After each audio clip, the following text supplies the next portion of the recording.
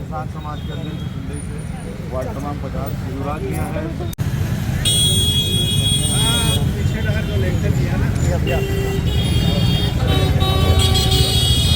चलते आइए।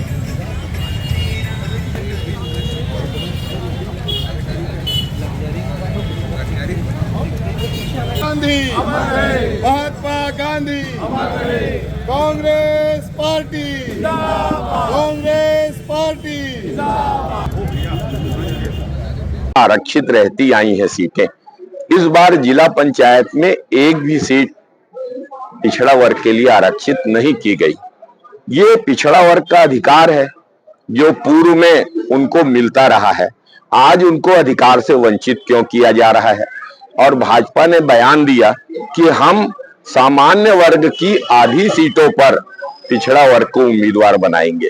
क्या कोई भीख दे रही है भाजपा? पिछड़ा वर्ग को भीख नहीं चाहिए, अपना अधिकार चाहिए, अपना सम्मान चाहिए, अपना स्वाभिमान चाहिए। और पिछड़ा वर्ग के इस सम्मान, स्वाभिमान और अधिकार के लिए कांग्रेस पार्टी ने आज पूरे प्रदेश में सभी जिलों में धरना का आयोजन किया है। राजनांदगांव में भी जबरदस्त धरना दिया जा रहा है। नजदीक है, सरकार को घेरने के लिए यह प्रदर्शन है। जिले स्तर की जो धरना है उसको भीड़ कम है। चुनाव नजदीक है इसलिए धरना नहीं दिया जा रहा है। चुनाव में जो गड़बड़ी भाजपा के द्वारा आरक्षण में की गई है, इसके कारण धरना दिया जा रहा है। और धरना भी आरंभ हुआ है। मैं तो देख रहा था कि जितनी कुर्सियां हैं सब भर गई हैं और पूरी तरीके से कांग्रेस का सशक्त विरोध इस धरने से उभर कर सामने आएगा। जिला कांग्रेस कमेटी के संयुक्त तत्वाधान में ऐतिहासिक चौक जय स्तंभ चौक में आयोजित किया गया है और धरने का विषय है कांग्रेस की सरकार 2018 से लेकर के 23 तक रही। उस समय 28 जिला पंचायत अध्यक्षों में 28 जिलों में 7 जिला पंचायत के अध्यक्ष ओबीसी वर्ग के थे।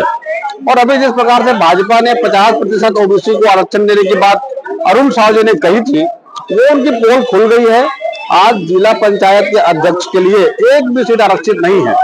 उसी प्रकार नगरीय निकाय में जो आरक्षण की बात की थी, उसमें अंटागढ़ हो या अनुसूचित क्षेत्र हैं, वहां भी ओबीसी को प्रतिनिधित्व नहीं मिल रहा है। तो निश्चित रूप से ओबीसी वर्ग के साथ कुठाराघात है। और अभी वर्तमान में भाजपा ने जो कहा है कि सामान्य जो अनारक्षित सीटें हैं उनमें भी ओबीसी के लोगों को हम आरक्षण लाभ देंगे, मौका देंगे, ये निश्चित रूप से छत्तीसगढ़ में जाति संघर्ष को इंगित करता है।